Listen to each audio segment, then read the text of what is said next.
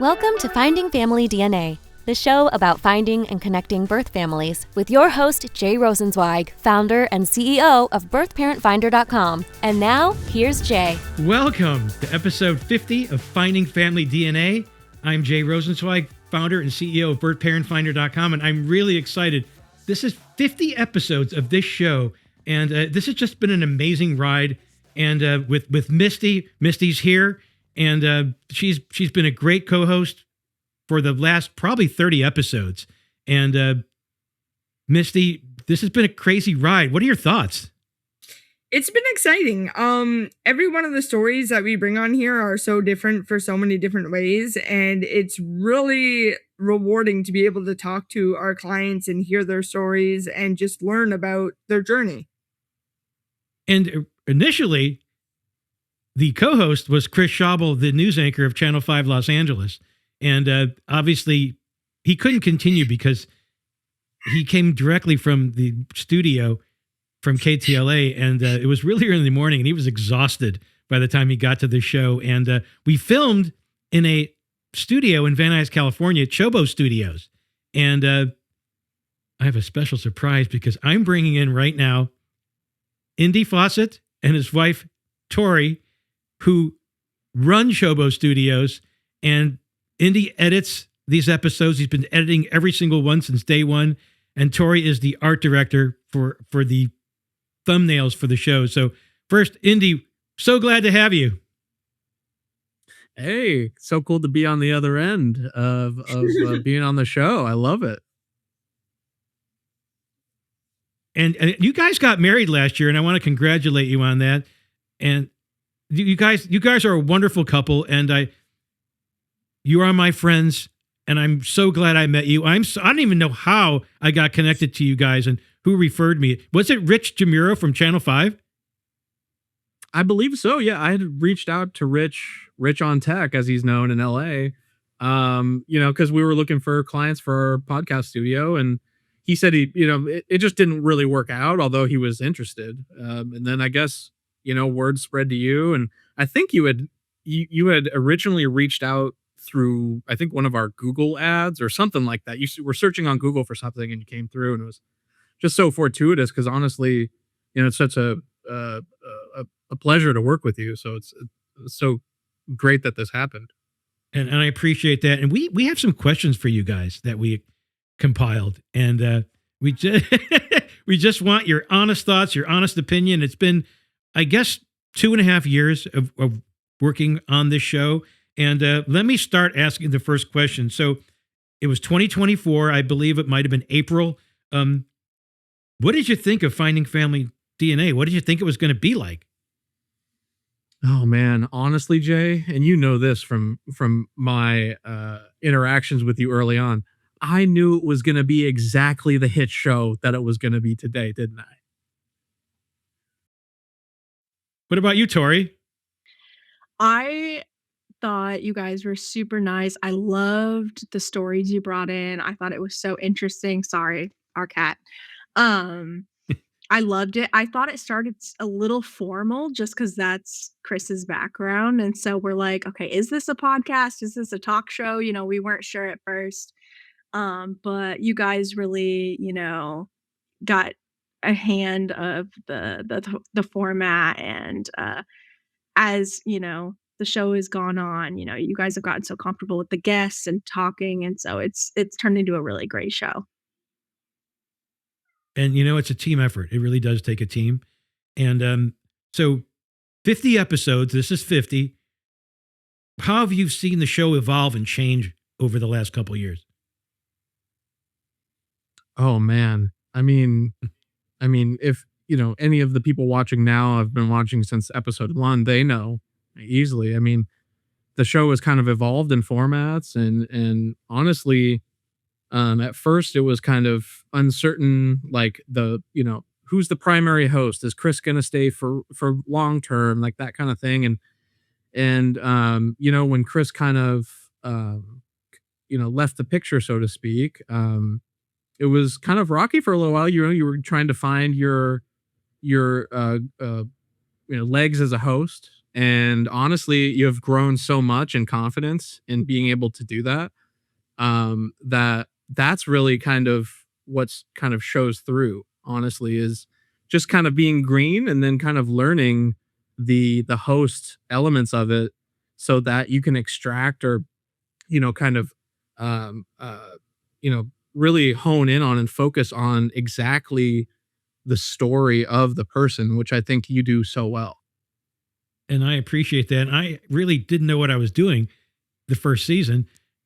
And we got a podcast award too out of all that. Yeah. And a lot Yeah, of it I had love to it. do with the content. I remember what the judges were saying. They really liked the content of the show and the way we put it out there. And of course, having Misty talk about the DNA aspect, because I'm not a DNA expert. Chris doesn't really know anything about DNA. He's a news anchor. And the way everything complemented each other, it worked out really well. And then the show evolved into what it is now. And Misty, you have a question for both of them. I do. I have 2 questions. So my first question for you guys is, what has been your favorite episode so far? Well, I love all the true crime episodes that focus on your work, Misty. Those are some of my favorite. As Jay knows, I'm like, more true crime, more true crime. I love hearing about like all the unsolved cases that you worked on, the cold cases and all that. And one that I wrote down that I really enjoyed is one of the more recent ones with Carla, the episode number 44, where her story on the podcast ended with her getting ghosted by her family. But after that episode came out, she was able to come in contact with family members. And that's like, and I don't know if she was able to actually get the 23andMe or the Ancestry, kit done yet or not. But one thing that I love about the show is like the stories are so fluid and they continue after the show comes out, and like they're developing stories and you guys are able to like do updates and stuff like that. So when there's like actual change to the person's story that comes out once the podcast comes out and they're able to actually get in contact with someone, or it's like that's why the podcast exists, and Right. so it's great. Yeah. That's right. That's a very good point. Yeah, and I'd say, gosh, like in recent memory, the episode, I think it's 48, where some the guest broke into the place to Yes. grab the records and put them back safely, and like I don't condone that, but that's a very entertaining episode. Right. Yeah, and then also like the more sincere, honestly, I've cried a lot during editing these episodes. As hard it is as it is to admit, I'm one of those people who cries at commercials, so it's very easy. I'm an easy cry. So it's just honestly so heartwarming, honestly, to know that people care so much. And also like the element of it, kind of what Tori was speaking to, is like even finding your birth parents right before death sometimes, like the notion that there is time is just not there. And so so it's by no means should anybody rush through this process, but just understand, there could be things online where you could, if you don't act quickly enough, not actually get to meet these people and actually, get to know them and understand their story of what happened and why, and be able to actually reconcile some sort of relationship. So I think that, coupled with what Tori was saying, where it's like, it's not just a podcast, it's kind of a manifestation of the effect you're giving people, because not only are you helping people, but they want to share their story so that other people can participate in this. And then it just kind of just builds and builds and builds, because it's kind of it feeds itself, so to speak, because it's not, on one hand it's helping the person it's focusing on, but on the other hand it's helping people who are completely indirect to it by just showcasing people's vulnerability and their story. So I'd say, apart from any one episode, I think that's honestly the thing that sticks out the most, at least compared to some other the clients that we have. We have great podcasters, and we have great people who help people and that in that way. And it's just honestly such a it's an easier thing to work on because I actually want to open the edit and I want to hear what the person has to say and I want to help craft that story for that person. So long-winded way to say that, but yeah. I love that answer. Thank you both so much. I do want to ask a fun question. Jay, you're probably not going to like this, but I need to know. Tell me what it's like working with Jay and what it's like having Jay as a client. Jay's great. We love Jay. We love how like high tech he is. He's such a fast learner. He's like really into like learning about AI and all the tools that we use to edit the podcast and things like that. And he really like I don't know, like we're always so impressed with Jay because like we know other people his age and they like don't barely know how to use their phone and he's like straight up using AI and like learning all these things and he just embraces it, which is like it's hard to find a client who like really embraces the technical side of things. And Jay's just awesome. He's so fast to communicate with us and he's just been such a great client. So we're really lucky. And you guys, like I said, you guys are great to work with. And being an investigator all these years, you have to keep up with technology. And I know with Misty and what she does, technology is all part of it. You have to keep up with that too. If you fall behind, you lose. You really do. And what I want to get into something that's the most important thing. It's an idea that Indy came up with during season 1. You came up with the pro bono idea that the money we make from the show, from advertising, would fund our pro bono cases. That's something you came up with to talk about pro bono cases and always instill in the people to subscribe to this show because it does support pro bono. How did you even come up with that? Because that was your idea, I remember. Yeah, I just honestly just kind of having worked with you and knowing how sincere you are in how you work with these clients, that it really only made sense as a value add for the show because we were trying Patreon and a paid model and paywall and it wasn't really gaining traction. So we were and at first, I don't know, I kind of pitched that idea as a Patreon, like, hey, contribute to the show to help actually pay for pro bono cases. And that kind of morphed into it being the YouTube side because the show became so successful, the monetization of your YouTube turned on and it actually made a difference in actually paying for our services and helping pro bono. And so I'm actually able to see that performance because we're uploading the content. I'm like, oh, wow, he made money on the episode that he paid us to make. And it's actually kind of, seeing a result there. So yeah, it was just kind of, I would say a natural progression to the pro bono because I feel like asking people to subscribe and asking people to like is so mundane nowadays. And it's almost a joke, right? Like and subscribe, right? Like people say that as a joke now.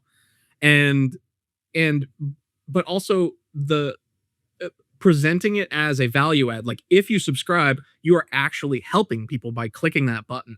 It turns it from something frivolous or something that you're kind of seeking out of ego to something that is completely humble. And something somebody would want to actually participate in. So it kind of helps feed itself. And then the more people click that button, the more people see it. And then the more people see it, the more people like it, the more they want to subscribe. And it just kind of just snowballs from there. And again, I appreciate all your support, the fact that you even came up with that idea. And I remember the Victor episode that was part of our pro bono, the homeless man in New York. I paid for his bus ride to Florida to meet his birth mother. And then I paid for his train ride back to New York so he can get back home. And that was a pretty crazy episode. We actually did that story on KTLA. That might have been, I don't know if that was the last episode I did on KTLA because they got rid of my segment, which is fine. They have all new producers on that show. But I was talking to Chris Schauble and he said, if you have a really big story, they'll bring you back for the Finding Family segment. And I was thinking to myself, well, my big stories are now on this show. Isn't that right? Yeah. Yeah. So again, thank you guys. And one last thing, if you may, anything else you want to say about this show on reaching episode 50? Yeah, honestly, just congratulations. And also shameless plug. If anybody's looking for any advice on how to start a podcast, you could just go to podshuttle.io. It's on the credits of every show. It's in the description of every show. So if you're interested in chatting with me and Tori on building your own show or anything like that, we can certainly help you out. And also just, huge congratulations, and let's do another 50. Yes, Great, please. guys. And we're going to continue and bring in my interviews with several of our past guests at getting updates on their story. And we'll see you guys later. And thanks again. Again, that was great seeing Indy and Tori on the show. I believe Indy may have been on the show for a brief moment during season 1 to say hello. But again, they do such a wonderful job. But he talked about the pro bono cases. And you remember episode 48, Linda Pevac. I don't know if our audience knows this. I haven't announced it. I did on our social media that someone is going to sponsor a pro bono case and pay for the entire thing. And that is Linda Pevac from episode 48. She will pay the entire pro bono for someone to search for their birth family. And I put it out there, and this episode will air in late August. So far, no one has come forward to claim this pro bono. We've had people make an inquiry, but it wasn't a good fit.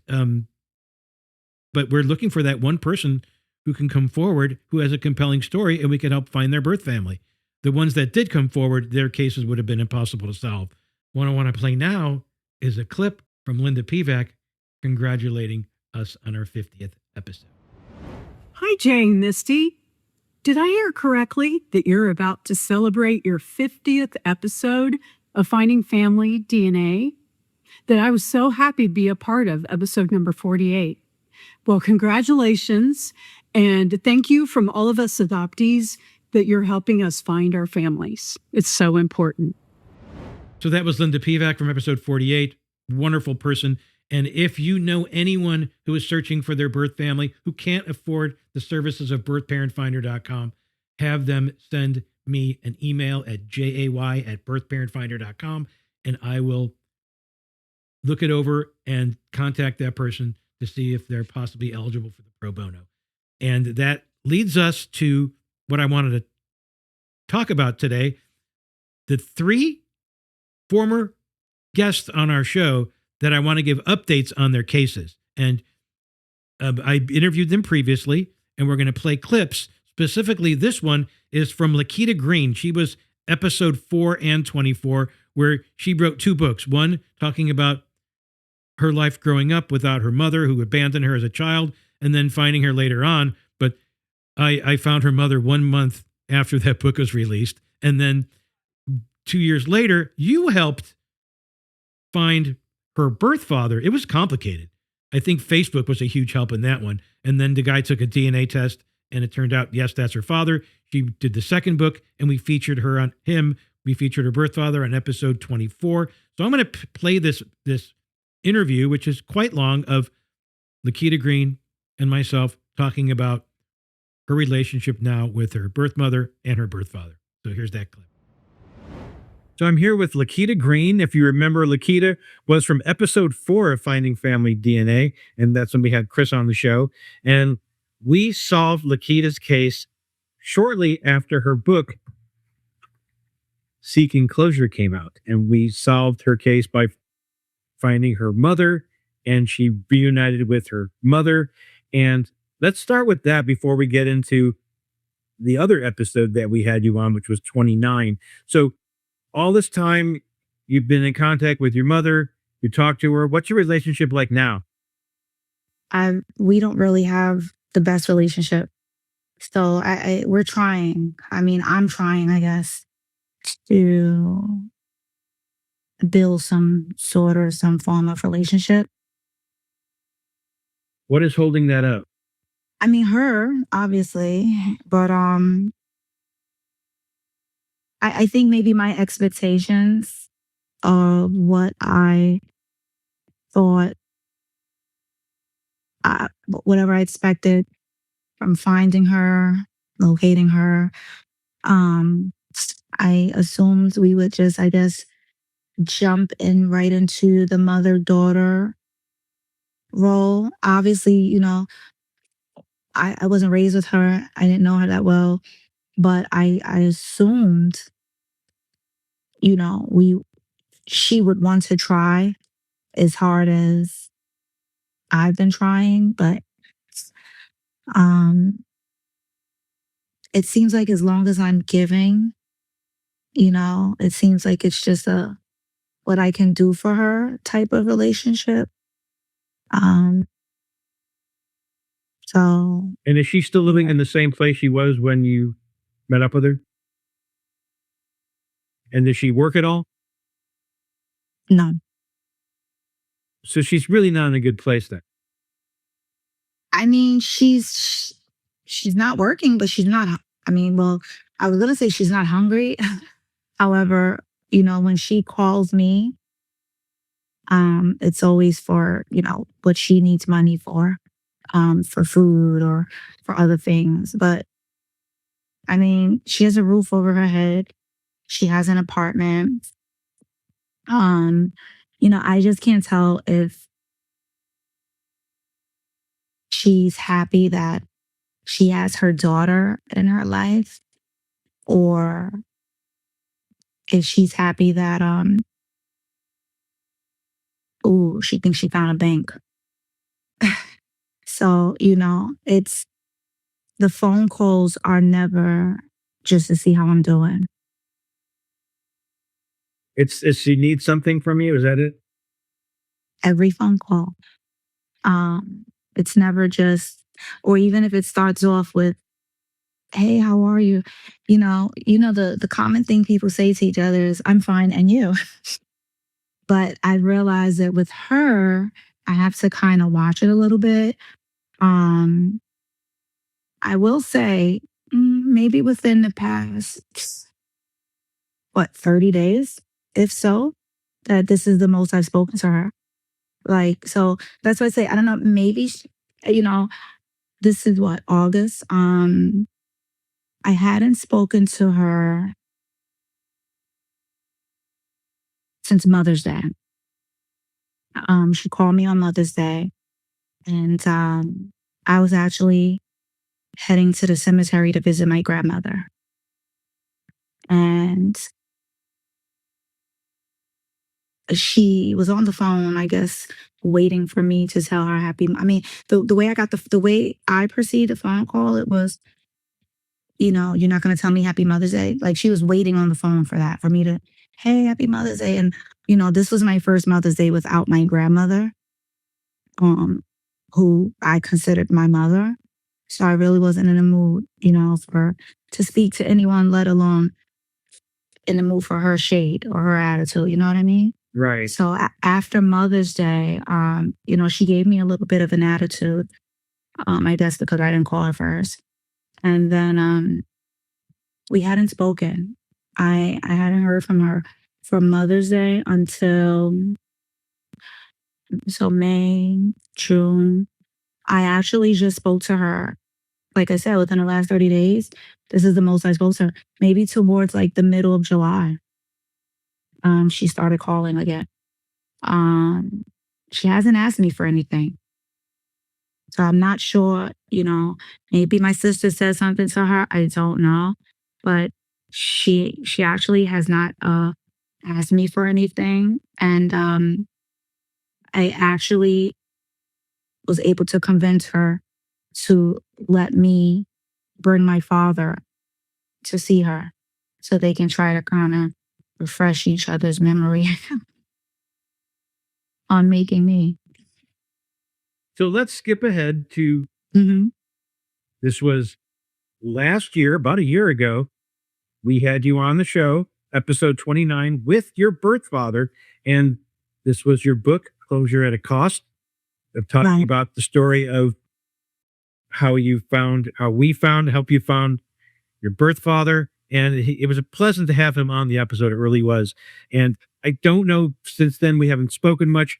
Your relationship with him now, how is it? What is it like? So surprisingly, my relationship with him is actually much better than it is with my mother. Um, you know, he calls me frequently. We actually have a relationship as if he's been around, like, most of my life. You wouldn't think that we literally just met. Um, when did we meet? He and I met in 2024, I believe. Um, you wouldn't think that we had, we just met or whatever. Or was it 2025? I don't remember. But yeah, we actually have uh better relationship. I don't speak to him every day, but even if I don't like verbally speak to him every day, he'll at least like shoot me a text, hey, just checking on you, or he's back and forth in New York. I do try to link up with him when he is here in New York. Go for a drink or whatever. But yeah, so that's about it. Well, that's a silver lining to this. Now, did your mother and your birth father ever get together and talk about back then the story, or did that never happen? No, they did. I mean, I don't know what they actually really talked about, because I stood on the sidelines to give them a minute to talk in case there was some things they just maybe didn't want to remember in front of me. But I did. About 2 weeks ago, we went to my mother's house, and he and I was out there, and then he pulled up. I reintroduced him to each other. And neither of them remembered each other beforehand, did they? What about meeting in person? Did that refresh any memory? Not really sure. They were talking, reminiscing about different places. She described his mother and spoke about his mother, and that in fact was her. And, they reminisce with like their stomping grounds and, South Jamaica, Queens, and, oh, you was on that street, and, oh, for that block, oh, and I jokingly said to him, like, because my mother always says, something about a washing machine in his basement where they hung out a lot. So, I always say to him, I said to him in that moment, so, tell me the truth. Did you have a washing machine in your house, in your basement? And he says, yes. I said, okay, it's you. She's your baby mama. Well, that's a good thing that they were able to meet each other at that point and to reminisce a little bit, even though they didn't remember hooking up, so to say, if you know what I mean. Right. So I don't want to take too much of your time, and I really appreciate you being on this 50th episode. We've brought in other former clients and people on the show and to tell their stories about what happened.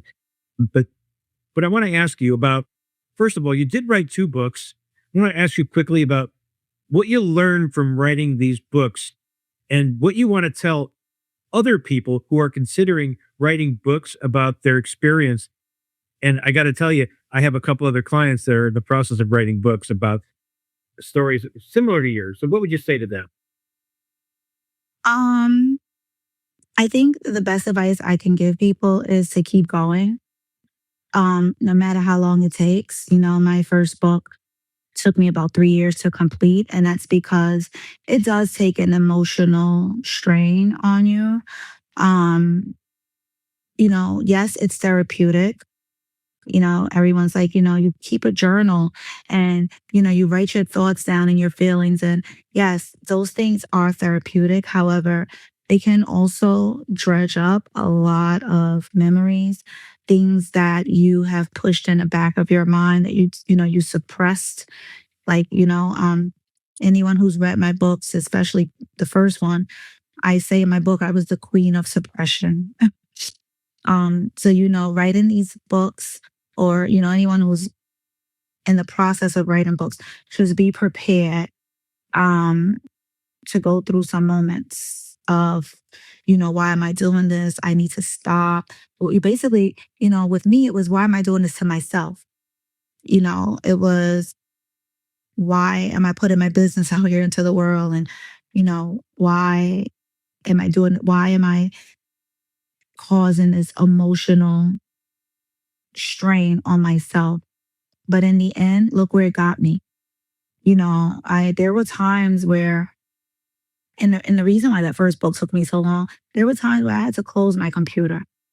Like, I had to close my computer, go do something else, because now, to no one's fault of my own, I done push myself back into something place. You know what I mean? I'm writing about foster care and the not nice foster homes and my mother who I hadn't seen in decades, and is my father my father? You know what I mean? I'm bringing all these things up. So, but the best advice I would just give to anyone, keep going, because in the end, I don't know if I don't know if I would say it's a reward, because yes, I found my mother, but and I thank God that what I wanted to know, she's alive. But I'm not gonna lie. Sometimes I do sit back and I'm like, is this what I was searching all these years for? Sometimes I feel like I say to myself, like, look what I did to myself. And when I say, look what I did to myself, I mean, finding out, my father wasn't my father, and, my family and this and that and the third. And never do I want to say that finding my father and my new aunts and cousins and what have you, never do I feel like finding them was a punishment, because they've all been so welcoming and special. And, I'm grateful for them. However, I just feel like I caused myself a lot of emotional pain. Oh gosh, I'm a baby. Searching for someone who it just feels like sometimes it was, like, why? She didn't want to be found, it seems like, a little bit. Maybe I could have just left her where she was. But listen, those of you who are writing those books, this is what you have to do with. You're gonna be, but keep it going. Keep it going. Just keep it going. I literally just met some new aunts last week and new cousins. And who knows? One of my cousins from my mother's side, I spoke to her today.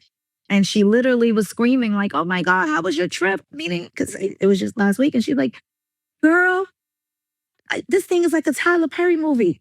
Every week you popping up saying you found your dad. Now you found your cousin. Now you found this. So listen, to anybody writing their books right now, and especially if it's a memoir and you're going through and you're searching, and tell your story. Because on the flip side, I also get a lot of DMs. I get a lot of messages from people who tell me, like, this is so inspirational, and then they start sharing their stories. I have a lot. Sometimes, Jay, I send you messages. Hey, this person's looking for their dad. Can you help them? Hey, this person's looking for their mom. I direct them to you. So although it may be painful, just think about, in the end, you're helping someone.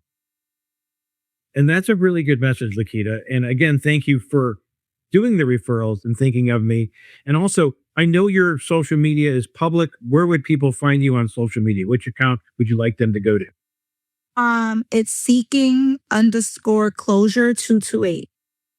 Seeking_closure 228, or it might be seeking closure. No, it's seeking_closure 228. But you can always just put in Lakeeta Greene. And that's Instagram? Yes, that's my Instagram. That's the Instagram page for my book. Both books are available on Amazon, Seeking Closure and also Closure at a Cost. And the links are in my bio. Excellent. Again, thank you for being here for our 50th episode, and can't wait till this is released. Thanks again, Lakeeta. Yeah, it's also on TikTok and Facebook. Just put in Lakeeta Greene. You'll find me. So, Misty, you've seen this interview. What are your thoughts about Lakeeta and her demeanor about her relationship with her mother and also with her father?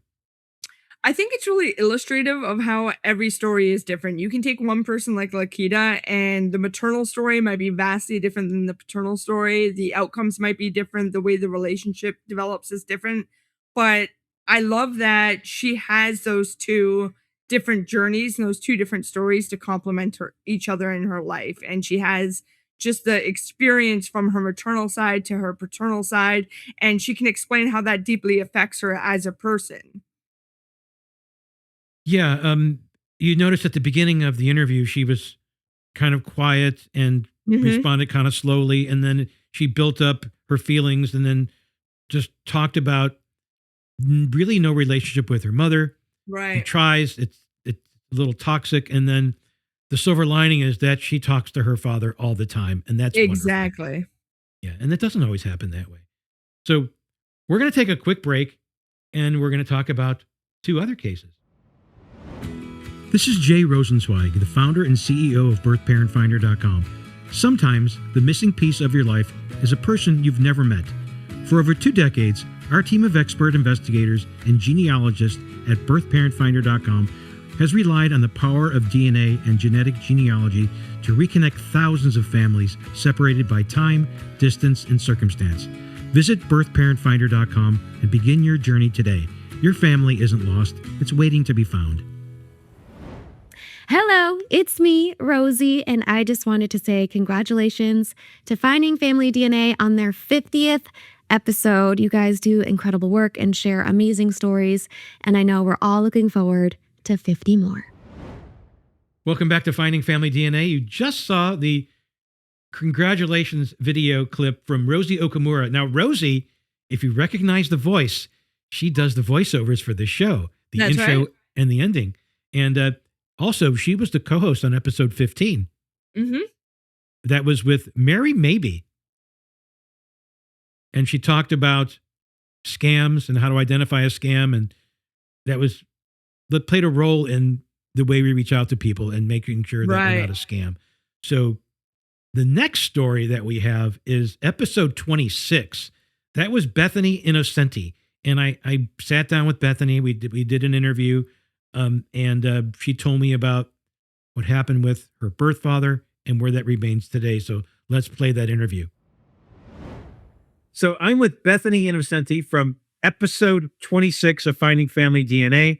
And Bethany, your case was solved in September of 2024, and we connected you with your birth mother, and you guys spoke, but you never met. So why didn't you meet your birth mother yet? She lives across the country, and life happens, and it's hard to get out there. I have not made arrangements to meet with her, and hopefully the next time I go out to Illinois and visit my fiance's family, I can connect with her again. So hopefully this fall. And she lives in Wisconsin, I believe. Is that correct?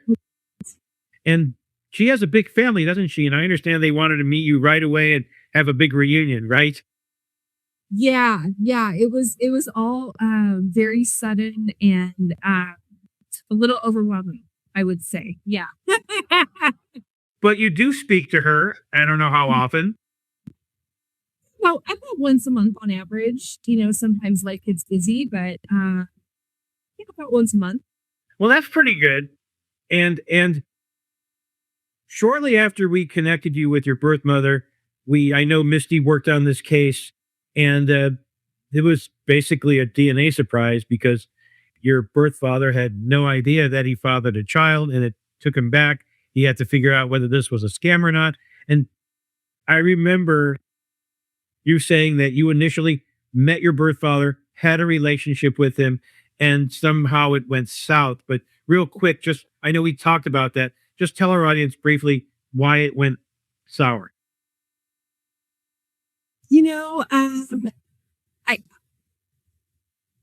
I think it had a lot to do with his wife. He and I met in person. We spent hours together. We talked on the phone frequently. There was conversation about what we both expect out of the relationship, and it seemed like it was pretty cohesive and mutual. I wanted to get to know him better. We even talked at the point of possibly introducing my children to him, bringing them down. So I got a phone call one day, and he indicated that he and his wife had a conversation, and it seems like his wife kind of gave him an ultimatum and asked him to cut off ties with. And since your episode, we've had other cases where that happened. And we've actually brought up your situation. I think we had another, I don't remember who it was, but it does happen, but it doesn't happen often. And this was, I believe, a year and a half ago that this stopped. And you told me, I think, when we spoke recently, that he accidentally called or texted you. Did that happen? He did. He butt dialed me about, I would say within the last 6 months. He butt dialed me, and I didn't answer it right away, and it stopped after one ring. So I don't know if it was an accident or if he was hesitating. I'm not sure. It's all speculative. But I did receive something. I outreach from him. So on your birthday, he doesn't even send you a message or a card or a text, nothing then? No, the first 6 months after that difficult conversation happened, I had hoped that there would be some sort of connection from him in some way or shape or form within, the 6 months. I even thought about writing him a letter. You and I had spoken about some ideas about what to do, what not to do. I decided to leave it in his hands. I didn't send him anything. I want to respect his space. So it's really balls in his court. And he does have children, correct? He does not. So he was told his whole life he could never have kids. Hence why initially when he found out I existed, there was a lot of pushback on that. But he and I did, the 23andMe or Ancestry or something like that. And it came up that we were obviously very, very closely related. So he has no kids. And what about his wife? Does she have kids from a prior marriage? This is interesting. I remember speaking with your birth father saying that he always wanted a daughter. He doesn't have any kids. I'm trying to remember now. And that must be really hard on him right now to do that ultimatum. And he probably thinks about you all the time. I'm guessing. I think about that often. I think I've thought about this a lot in my mind about, starting at one point blaming myself on why this happened, and what I did wrong, and playing back our conversations in my head to say, like, did I say something or do something that trigger him? But I think I've come to the point to accept the fact that this is not on me, that this was a decision he made and his wife, gave him. So I respect him for respecting his wife's decisions. I just wish there was a little bit of fight in that, considering he never was able to have kids or told he wasn't, and now he has one. And when I met with him, he expressed to myself and to my fiance, I want to be a part of her life. I would love to meet her children. I'd love eventually to even celebrate holidays together. These were all conversations that were had. So when this telephone conversation, when he called me, I was a little taken aback and very, very shocked. I was very shocked. No, if I'm not mistaken, the relationship with the birth mother was very short-lived. I believe it could have been a 1 or 2 night stand, if I'm not mistaken. It was a 1 night stand. And I don't even know if he remembered her. I believe his roommate might have. He did. He did remember her. He remembered her friend. There were parts of it, there is different stories on both sides. He has a story about what happened and she has a story about what happened. And, they haven't met in the middle about that. But I just am taking it for what it is and just focusing on the relationship that I have with both of them, and the fact that I have filled a huge void in my life. My entire life up until I was 44, I didn't know where I came from, and I didn't know my birth mother, nor less even know if I had a birth dad or if he knew I existed. And now that void has been filled. So it's really sad for me to think about the fact that finally, after all these years, I found these people, and my dad, he doesn't want to continue that relationship. So your birth mother, does she know about what your birth father did and just dropped the relationship? She does. I was hesitant to tell her because there are some feelings on her side that about him that he doesn't agree with. So I'm very careful in monitoring that relationship side of things. But she's been very supportive of me through it. She's very sad that happened. I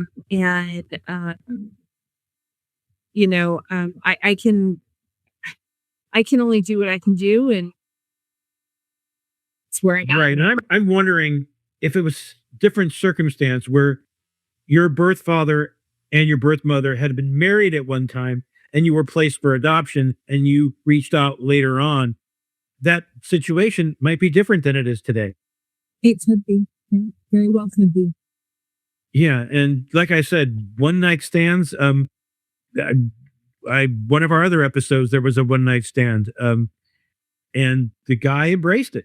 And he was, I believe, when her half sister got married, they all walked down the aisle and they embraced it. But every situation is different. And I'm hoping one day that your birth father will come around and say, "Hey, look, this is hurtful for both of you." And I guess his wife probably doesn't understand. Now, did you meet her? Never met her. I did speak with her on the phone quite a few times. I never had any indication at all that there was any strong feelings towards me at all. I always, one of the issues that my birth father said that kind of stemmed all this was she felt left out of the relationship. I never had verbalized that I wanted to exclude her or anything at all. I guess when I met my birth dad for lunch that day, I guess she felt very left out that we excluded her. And it was interesting because I asked if she wanted to come, and she had some work arrangements. So, I'm not sure what the situation is there. Sounds like there's some insecurities and right. And that has nothing to do with me. And Bethany, that's not a you problem. That's a her problem that she needs to figure out for herself and what she did to spoil this relationship. And again, I obviously want to hear updates in the future if he does contact you, and I'm hoping he does.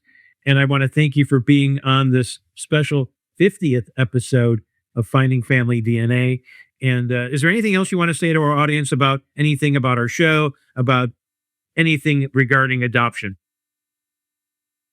I first want to thank you. I remember contacting you and we kind of hit the ground running in this situation. And I appreciate your support, even through the process and after. I know I contacted you and asked questions and, what is this typical? Because, when I went through that blame and everything on myself, you really were a huge help. So I do appreciate that. And I will say what my birth mother did was unbelievably courageous and commendable. And I owe everything to her for me to exist in this world today. She had a choice and she made that choice. And now I hope that we can embellish our relationship moving forward. And when you do meet her and her family, I do want to see the video or pictures. So I will do so, I promise. We'll wait for that. And again, thanks again for being on here. We'll look forward to the update. So in my opinion, Misty, that was pretty sad. I mean, I feel bad for Bethany because she's such a nice person. She's warm and welcoming. And what what her birth father's wife did was just awful. I agree with you. I think it's really hard. We've talked about this scenario before when we brought on Rebecca, and talked about her situation with her father's spouse. And it is an unfortunate set of circumstances, because I feel like it robs the person of the experience. And I feel for Bethany, because I know she desperately wanted to know about her father and forge a relationship with her father, and to have it pulled from under her like that is just heartbreaking. And again, there's a silver lining to most of these. The fact that her birth mother was welcoming. And her birth mother lives in Wisconsin. She hasn't met her yet, but she made it clear in that interview that she wanted to thank her birth mother for giving her an exceptional life. Yep. And that's like so important. That's a beautiful thing. Yes. Yeah. So I love these congratulations videos. They're great. This, again, 50 episodes. I don't know where we're going to go with this, but it's going well. We're going to continue to do this. And I know we have some great episodes coming up, and I'll tease them at the end of the show. But we're going to play a clip right now, a congratulations clip from Linda Rasmussen. And those of you that follow Birth Parent Finder, you know that Linda is our investigative consultant. She vets all the new cases. She does the sales for this company, and she's been with us since 2019. That's 7 years. And everyone loves Linda. They love talking to her. And here's a little message from Linda. Congratulations, Jay and Misty, for your 50th episode of Finding Family DNA. Congratulations to you both, and I am so proud to be part of that. Wishing you 50 more. See you soon. So, Linda, thank you for that. Now that leads to the third and final guest that I interviewed to get the follow-up on her story with her biological daughter. That was Kim Carrington, was not a client of ours. She was a birth mother that I located, who I actually had a friendship with after we connected her with our client, Victoria. And that was in 2020. That was before you joined Birth Parent Finder, Misty. And Kim is wonderful. So I'm going to play that interview right now with Kim. So here that is. I'm with Kim Carrington, who is the birth mother of one of our clients from back in 2020 from Birth Parent Finder. And I guess this was probably right at the beginning of the pandemic. And Kim and I, we become friends, and she was on episode 6 of Finding Family DNA. And also, I believe your story may have been on KTLA, if I'm not mistaken. Did we share that? Yes, on KTLA? it was. That was the first one. Great. So this is our 50th show, and I'm bringing in individuals that have been on previous episodes. And like I said, you are on episode 6 with Chris, and we were working with your daughter, Victoria.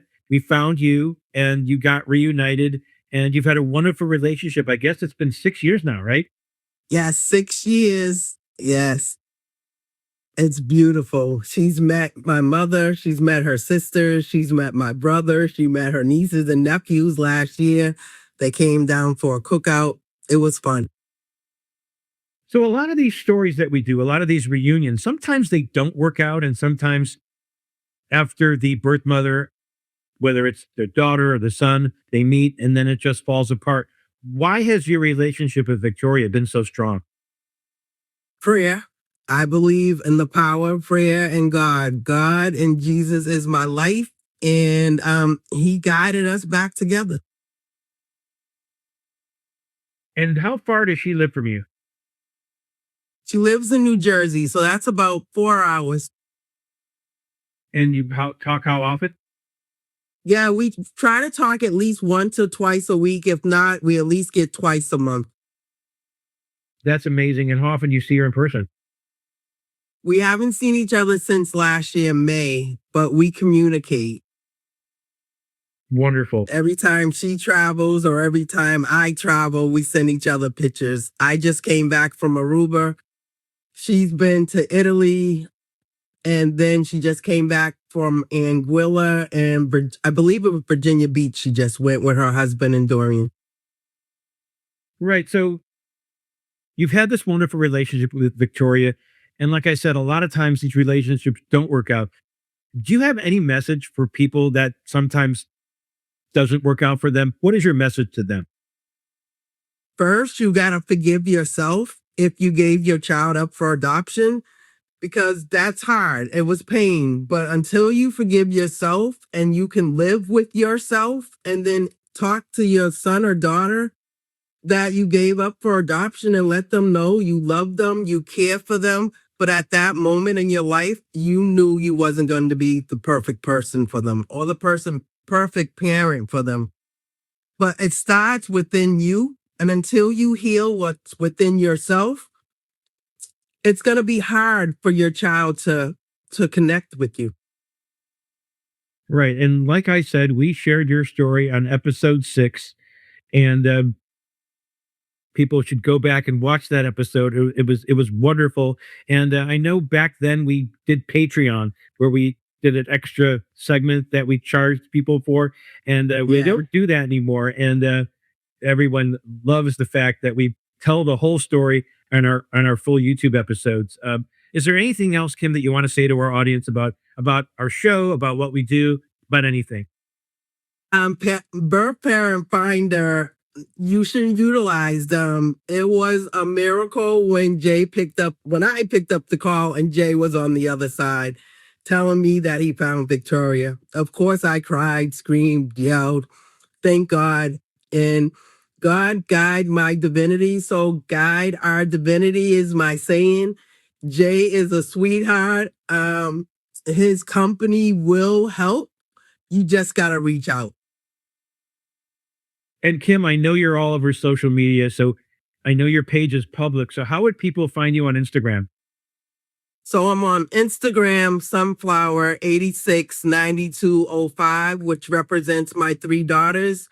And I'm on TikTok, same 869205. And I just reached 10 million followers on TikTok. I'm so excited. 10 million, not 10,000? 10,000. But see, I'm putting it out in the atmosphere. It's going to be 10 million. 10,000 is great. And again, your stories are very inspirational. I watch them every time you post a new story. I always follow that and watch that. And Kim, thanks again for your kind words. And again, we'll keep in touch. And again, people, watch episode 6. It's very inspiring with Kim Carrington. And Kim, thanks again for everything. You're welcome, Jay, and thank you for having me. You have an excellent day. Remember, today's word is grace. Give yourself some grace. You heard Kim's story. She has this wonderful relationship with her daughter, Victoria. And again, very different than the first 2 that we highlighted. You've seen her story before from the previous episode 6. What are your thoughts on that? I mean, I think it's a great way to show the uplifting ability of what we do and the reunification between families. I mean, we hear so much from the adoptees' perspective and, you know, from somebody of unknown parentage, from their perspective of mourning that loss of not knowing somebody in their life, but to hear from an actual birth mother's perspective that they go through that same mourning of loss is really heartwarming. Yeah, and I talk to Kim all the time. She's active on social media. She posts really uplifting stories. And I did mention how people can contact her on social media in that little clip. And we have 2 episodes coming up. This is episode 50. Episode 51 is interesting. That was a case that you solved. And like I said, we run these episodes every 2 weeks. We film ahead. And do you want to tease the audience about episode 51, Misty? It involves somebody searching for their father. It involves somebody that was incarcerated in prison for a very long time for a heinous crime. And it's got some twists and turns in it. And it's got a lovely guest. And I'm very excited for it. Yeah, I can't wait for that. And that's a case that you solved. That was 2 years ago, I believe. Yep. And the only other future episode that have coming up is episode 52. Tease the audience on that one, Misty. So that episode features one of my best friends in the whole wide world, and you may know her, you may not. I'm gonna guess you do, but if you picture Genealogy and you watch television for the most part, you may recognize the name CeCe Moore. And so I would like to tease a little bit that may be our guest on that episode. And that's an episode you don't want to miss, because that's probably going to be one of our best episodes. Not that one is better than the other, but in my opinion, that is probably going to be one of our best. It's a unique episode, and it's you know, if you ever wanted to know something about CeCe that you didn't know from the mass media, it's definitely an episode to catch. Right. And speaking of CeCe, she did give us a congratulations clip for episode 50. So here that is. Congrats to Jay and Misty on the 50th episode of Finding Family DNA and the huge success that it's been so far. I hope you'll get even more people to tune in and listen to the latest episodes, including mine. I also want to show this clip, because if it wasn't for this person, this show wouldn't exist. That's Chris Schauble from season 1. We got together, we sat down, and we actually filmed an episode every week during the first season. It was brutal. It really was. But we had to figure out how to continue the show without him. And we did it because of you. You were a big help. And here's a little congratulations from Chris. Congrats to you, Jay and Misty, for 50 episodes of Finding Family DNA. It was my honor to be a part of the beginning of the show, but you've taken it to new levels. Congrats once again. So with that, that's going to conclude our episode 50. Is there anything else, Misty, you want to say to our audience before we end this episode? I don't know. Did you tell and remind people to like and subscribe? Because like we talked about before, our pro bono cases definitely benefit from it. And, you know, it's great to be able to honor somebody with the search that they've been looking for their entire life. So if you've got it in you, click that like and subscribe button and help us be able to provide those answers to somebody who wouldn't get them otherwise. And again, Misty, thank you for everything. Here's to 50 more, and I'll see everyone in the next episode of Finding Family DNA.